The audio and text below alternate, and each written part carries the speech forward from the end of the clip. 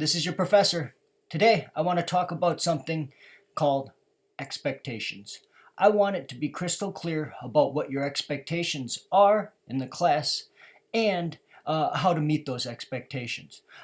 First, let's take a look at something called Bloom's taxonomy. Apparently, Bloom's taxonomy is this way of analyzing how someone masters something new.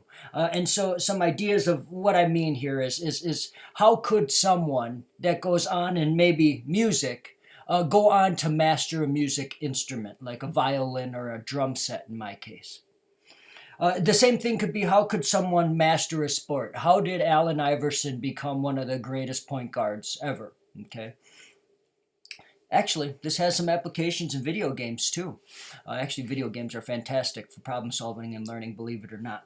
And then I also want to apply the same idea to this course. How can you what are the expectations rather of you, and how do you encounter information, and how will you be tested on that information? Well, Bloom's taxonomy kind of breaks down how people learn and says the very first thing that happens when you learn something new or get introduced to a topic is the very bare basics of your involvement with that discipline. Then becomes just remembering what the heck you're doing, and then the next level of that becomes understanding what the heck you're doing. So, this could be applied again to music, sports, video games. We're going to break this down.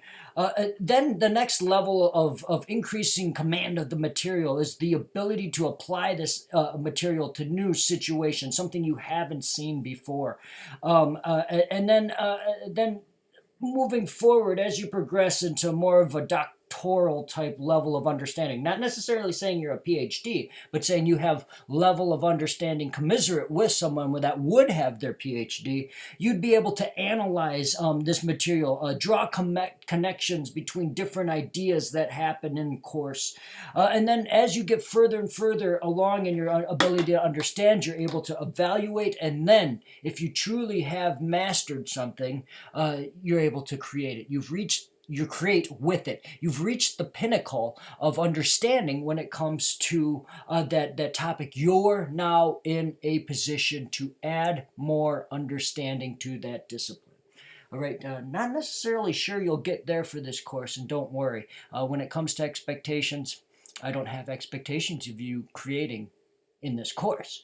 But let's kind of roll this back. And again, this is something you'll get used to with me in this course. Is in my time with academics, I've encountered that as people kind of get a little bit further in their Bloom's taxonomy of whatever thing they're understanding, they tend to use more hoity-toity words and more elaborate ways of looking at things. When I think about what you need to do in this course, let's just take a look. I kind of like it to break it down to just three simple things. And number one is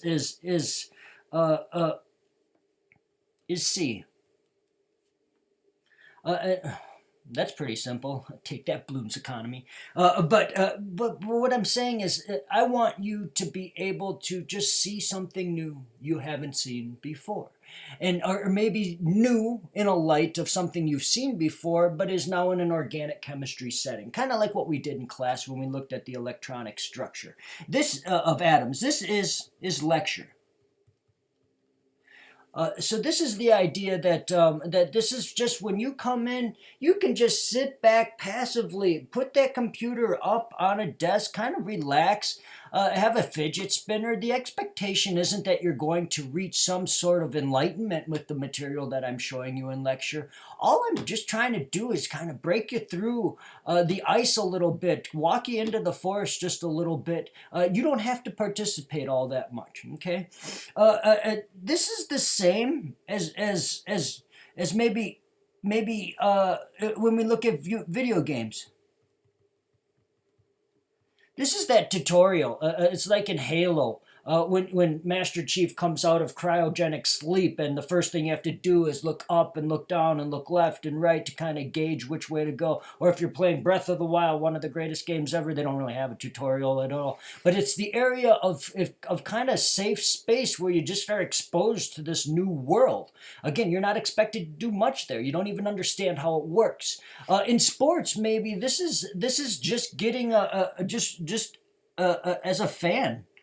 or a music attendee at a festival. You're just there seeing it a little bit, and that's kind of the bare basics of exposure, and that's where I want you to start, and that's all I expect lecture to be able to do for you.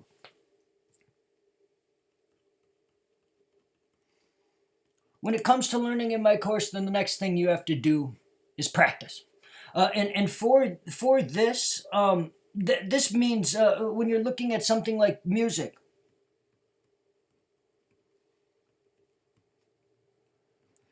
scales. Can you do your scales? I play piano. Played piano my whole entire life. Can you do your C sharp Mixolydian scale or something like that? Or as a drummer, can I do my flamdiddle? Rudiments. I have to practice those using different limbs. My left hand, right foot, left foot, right foot, left hand. When I look at sports, this is when you go to actual practice. I know it looks a little redundant there. This is when you're doing your drills. You are learning the individual skills that you need in order to perform. When you're looking at video games, this is the level in the video game. My son and I just started playing Mario Galaxy earlier in quarantine, and these are the very beginnings of these open world levels where you're learning where you can do your triple jump or your back flip or any of these types of things. That's the area where you start to really hone your skills. Lecture or in class rather. This is study. And where I'm going to write here,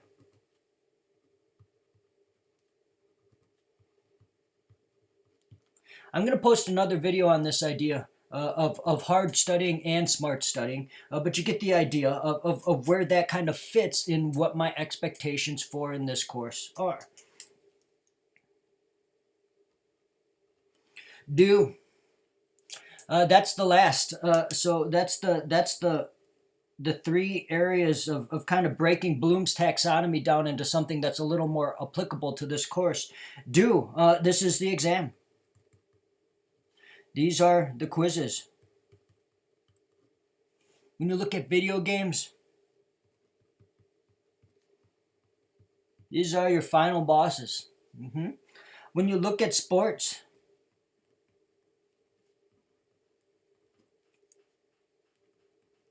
or music, this is when you perform. This is when you want to be at your absolute best. Interesting. So some thoughts then about this. When you look at people that do really well in my course, they put in the work and they practice. They practice the problems.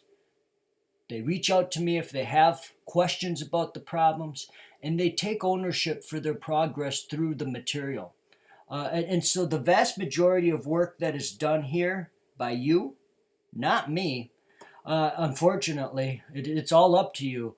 Your commitment to this, that's really going to be where you shine. And that's going to be the biggest component to being able to perform when it matters most.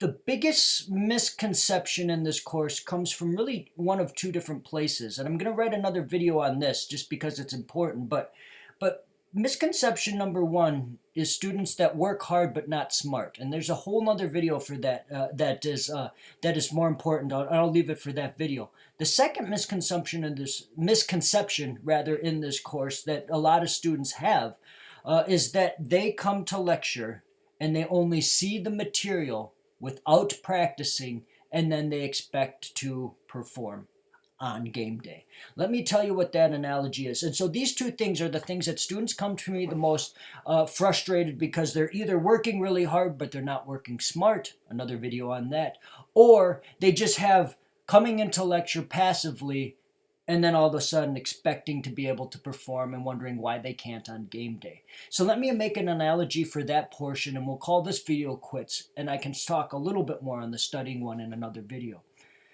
You would never, if you were a sports fan, I'm a baseball fan, but I don't want to go into a baseball analogy here. Let's just go into a basketball analogy. I could easily watch basketball, and I do. My favorite team is the Minnesota Timberwolves. They suck out loud. That's all I'm going to say about the Minnesota Timberwolves. The Minnesota Lynx are one of the most successful female basketball franchises in all of basketball, so I'm actually a huge fan of them as well. But I sit there and I watch that beautiful, eloquent game live. At the end of that game, I do not expect to be able to walk on that court the next time they play a game and be able to perform. And so I know that I have to put in the time that is necessary to practice the things that I am most deficient at in order to be able to perform right here. Do not come to lecture and only come to lecture and think that you're the smartest student I've ever had in this class and you're suddenly going to be able to reach the examination and perform at an A level, because you are not. You simply will not. The smartest students I've ever had, I've seen them. They work hard and they know how they learn. We're going to have another video on that. Just a breakdown of kind of where your efforts are being spent and how I think that applies to this course. Good luck with your preparations. And always, if you have any questions, please don't be afraid to ask. Good luck, everyone.